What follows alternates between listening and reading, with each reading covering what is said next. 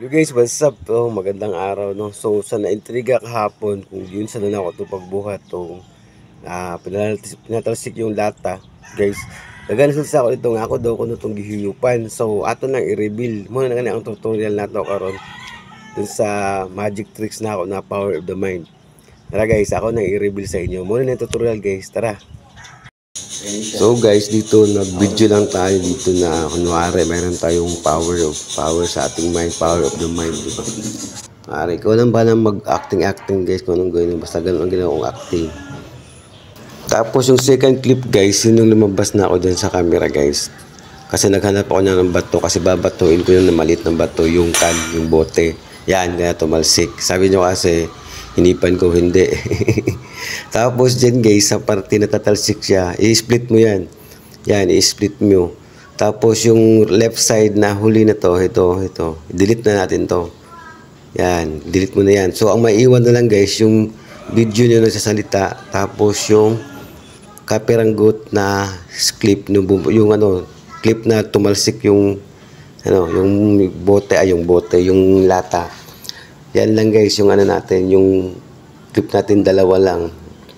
So, next natin gagawin nito ay hanapin nyo yung time na na siya, nag-acting siya. So, dyan, lalagyan natin ng marker. Split natin dyan. Pero huwag mong i-delete. Tapos, yung maliit na yun, idadrag nyo ganyan yan. Overlay natin yan. Overlay. Tapos, bababa siya. Tapos, idadrag natin dun sa may marker. Dyan, ay lumampas. Balik natin. Dyan lang guys. Tama-tama lang dun sa pag-acting nyo na talagang tatalsik na yun ng lata. Yun, ganyan. Pero, di ba, nawawala ka. Pag talsik ng lata, nawawala ka rin syempre. Di ba? Kasi natakloban, naka-overlay na yan eh. So, ang gagawin natin dyan guys, is magmamas tayo. Para dalawa na kayo. Yung lata, kita ka, saka yung ikaw. So, ang gawin natin dyan guys, ay i-click mo yung nakababang clip, yung maliit. Yan guys. Tapos, ang gawin natin dyan guys, hanapin nyo yung mas. Saan si mas? Yan si mas. Hanapin nyo lang guys. Yan, mas. Tapos, piliin nyo yung horizontal. Yan, pag inikot mo yung yellow line yan guys, pa-invert yan, saka baliktaran, hanapin nyo. Pag ganun, mawala sila lahat. Yan, dapat kita yung tao, saka yung lata. Tapos yung mga yan guys, araw-araw na ganyan, adjustan po yan. Para kung hindi lata yung linya. Kasi mahalata yung linya pagka hindi mo na-adjust. Punta ng adjust, tapos mga 7 o mga 4. Depende guys kung sa lugar na na-record nyo na video, kung basta pag alam nyo na hindi na halata. Yun. Yung tingnan natin, di ba? Okay? Ganun lang. Diba? Timing dapat talaga guys. Timing nyo yung pagtalsik, pag-acting nyo ng kamay nyo, ng mind nyo, ng kamay nyo. Ano ba acting nyo dyan? Na sabay dun sa pagtalsik ng yan, ganyan. So, tingnan na natin ngayon yung video kung anong resulta. Boom. Yan, tumalsik. Pero bumalik ulit yung bote. Diba guys? Nakita nyo?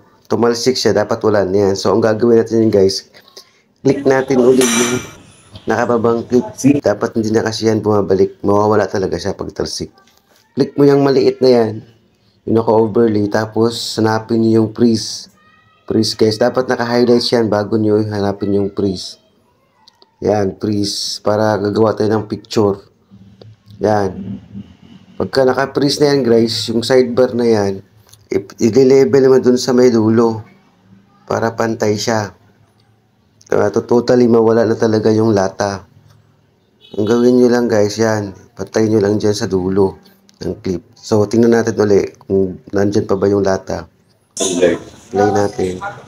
Yan, acting ka. Tapos, kunwari. Tapos, yung lata. Boom. Ayun, di ba? Nawala na yung lata guys. Hindi na siya bumalik kasi natakloban na naka-overlay natin. Yun yung purpose ng naka-freeze na yun. Kung okay na yun, export na natin yun guys. At may pang-reels na tayo. Click done. Tapos guys, ito na po yung resulta ng inedit nating video. Ay, natutunan kayo guys at nagustuhan nyo. Follow and share. Maraming salamat. God bless. Talsik.